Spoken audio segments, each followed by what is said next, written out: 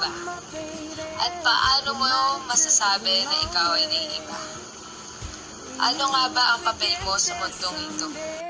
Ano nga rin ba ang papel mo sa buhay ko? Iyan ang mga bagay na tinatanong ko sa aking sarili. Madalas nga ay hindi ako mapakali. Sa dami ng buwabagabag sa aking isip, may mga oras na sumasakit na ang aking dibdib. Parang ngayon.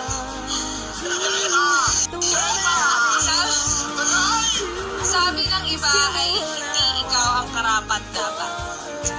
Humanap daw ako ng iibig sa akin ng sapat. Kaya dapat daw akong maging maingat. Pero sino ba sila para magdikta kung sino ang nararapat? Inaamin ko kay takot na mahulog sa isang tulad mo.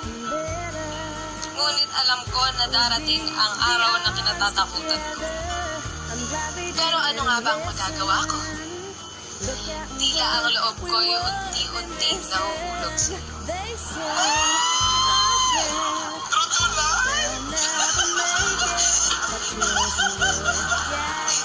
Tinatanong ko ang aking sarili kung ikaw ba'y aking gusto. Ngunit ang isip ko'y nagsimulang magtalo. Maaaring hindi ang bulong ng isipan ko. Pero nararamdaman ko ang sigaw ng puso ko. May mga oras na isip ko'y gulong-gulong. Sapagkat hindi ko na malaman kung alin ba ang totoo. Hindi ko kailanman pinlano na magkagusto sa'yo. Hindi ko din alam kung tama bang sundin ang puso.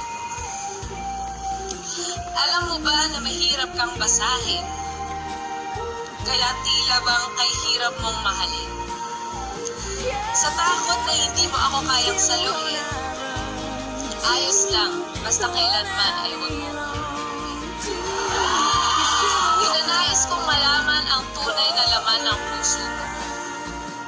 At magbakasakali kung pangalan ko ba ang sinisigaw nito. Nais kong malaman ang tunay kong halaga sa iyo. Pero ako ay natatakot na malaman ang totoo. Tila sa puso ko'y ikaw lang ang tanging makikita. Dapat na bang aminin aking sinta?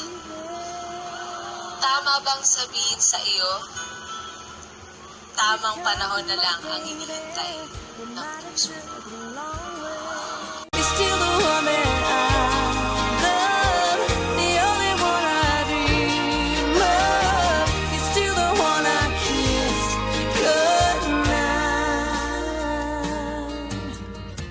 I'm so glad we made it.